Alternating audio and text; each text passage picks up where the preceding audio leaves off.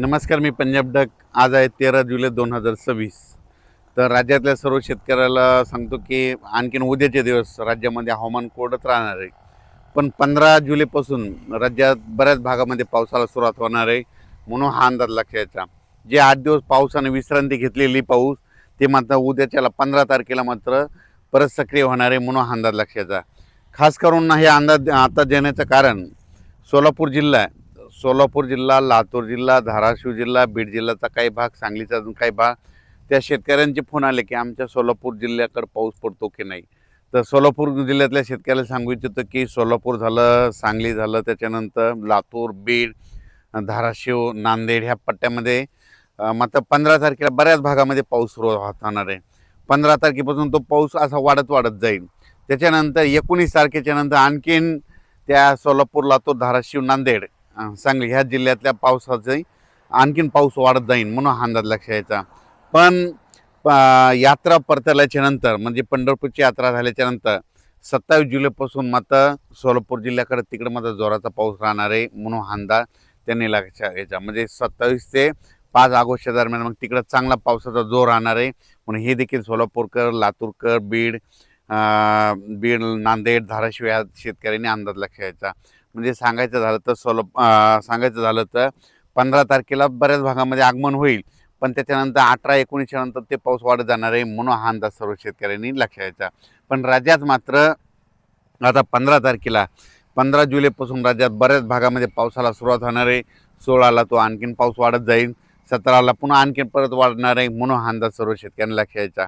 त्याच्यानंतर विदर्भात मात्र पूर्व विदर्भ आणि पश्चिम विदर्भ म्हणजे 6-5-11 जिल्ह्यामध्ये मात्र म्हणजे 15ला पाऊस सुरुवात होणार आहे, पण त्याच्यानंतर 20 तारखेच्या नंतर विदर्भात मात्र चांगला जोराचा पाऊस पडणार आहे, म्हणून हा अंदाज लक्षात घ्यायचा. त्याच्यानंतर मुंबई पुणे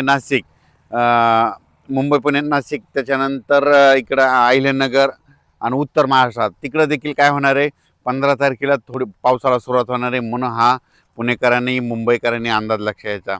त्याच्यानंतर ते पाऊस वाढत जाईल, नंतर हे देखील लक्षात घ्यायचं. त्याच्यानंतर नंदुरबार जिल्हा एक पावसामधून वंचित आहे. नंदुरबार जिल्ह्यातल्या शेतकऱ्याला सांगू इच्छितो की 15 तारखेला तुमच्या देखील पाऊस सुरू होणार आहे, पण शेवटच्या आठवड्यांमध्ये तुमच्याकडे देखील जोराचा पाऊस पडणार आहे, म्हणून हा अंदाज सर्व शेतकऱ्यांनी लक्षात घ्यायचा.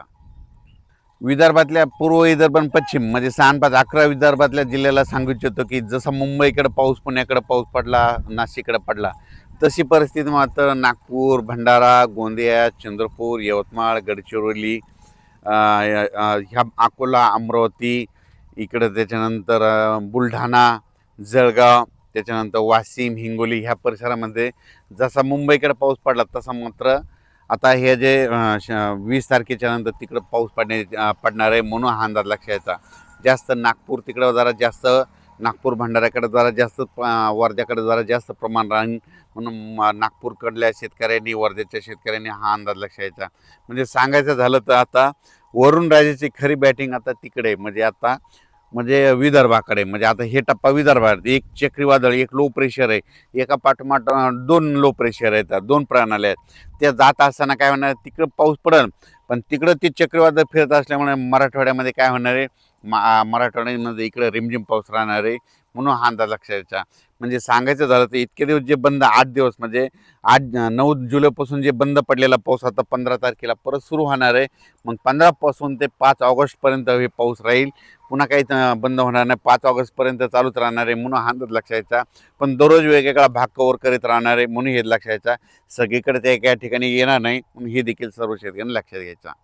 अद्यापही आता जे जिल्हे आहेत त्या जिल्ह्यामध्ये पाऊस पडलेला नाही, त्यांच्या पेरण्या राहिल्यात, त्या जिल्ह्यामध्ये मात्र ह्या पावसामध्ये त्यांना जीवदान भेटणार आहे. म्हणजे सोलापूर जिल्ह्याला भेटेल, लातूर जिल्ह्याला भेटेल, त्याच्यानंतर धाराशिव जिल्हा, बीड जिल्हा, बराच पुन्हा इकडे सांगलीकडला काही भाग आहे, त्या जिल्ह्याला मात्र ह्या पावसामध्ये जीवदान भेटेल, कारण की हे पाऊस आता तिकडे देखील 15च्या नंतर सक्रिय होणार आहे. धन्यवाद.